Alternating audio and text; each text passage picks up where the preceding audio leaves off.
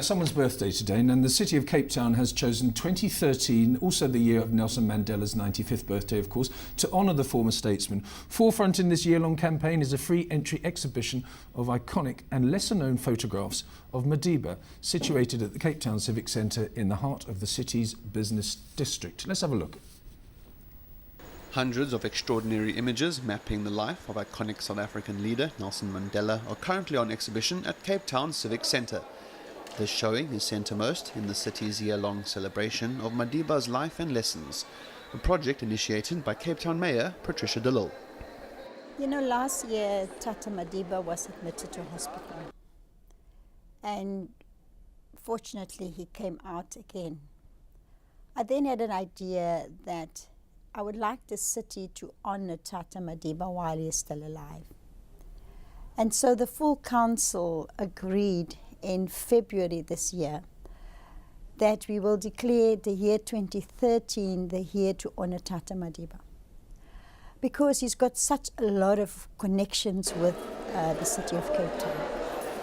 The exhibition focuses solely on photos of events occurring in the mother city and is curated in chronological and thematic groupings, all linked to the connection between the city of Cape Town, its people, its visitors, and the great man himself. Well, I think that a lot of what Cape Town did for him while he was in prison, and a lot of what he's done for the country, kind of resonates with Cape Town. You know, a lot of the people were in and out. A lot of Cape Town people were involved in assisting him to do certain things when he was on Robben Island. His first address was from the parade in Cape Town after his release. Very significant event. And the fact that this was part of his home for quite a long time. I mean, he had various houses here. He lived here as president as well from time to time. And he had a very deep connection to Cape Town. Gool is a Cape Town-based photographer who has dedicated close to 30 years of his career to documenting Madiba's life. My link to this story goes way back when he was still in jail. I started taking pictures of people protesting for his release. We used to go sit outside prison many days. Every time there was a scare he was about to release, we used to race out to prison, sit outside prison for many hours waiting for him. And then, of course, he came out and just continued doing it until almost the very last time. In about 2 years ago was the last I photographed him at his home in Kunu, doing personal stuff for some members of the family. Gool's photographs map Mandela's release from prison on the 11th of February 1990, the subsequent negotiations, and his life as the first democratically elected president of South Africa, as well as multitudes of moments which capture Madiba's love for the people of South Africa. And captured his life, you know, his love for children. So we've got a lot of pictures with him and children. My favorite one is the one where the blind boy is touching his face.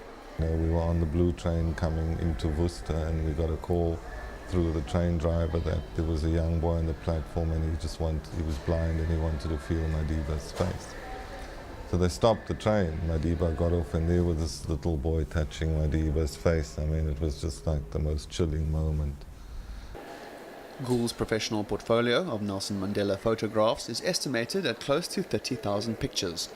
A careful edit of this collection makes up the backbone of the exhibition, along with images from photographer Adele Bradlow and the Nelson Mandela Foundation. The exhibition opened to the public 2 weeks ago, at the same time when Madiba was admitted to hospital in a critical condition.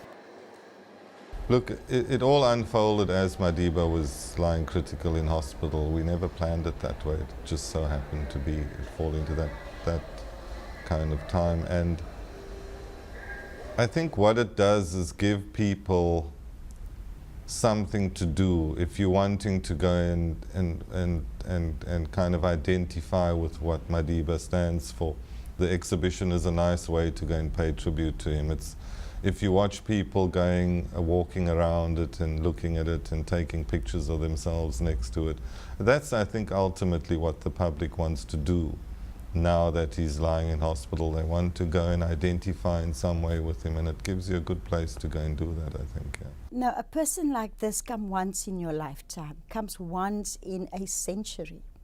I don't think anywhere in the world we have delivered the kind of caliber of leadership like Tata Madiba.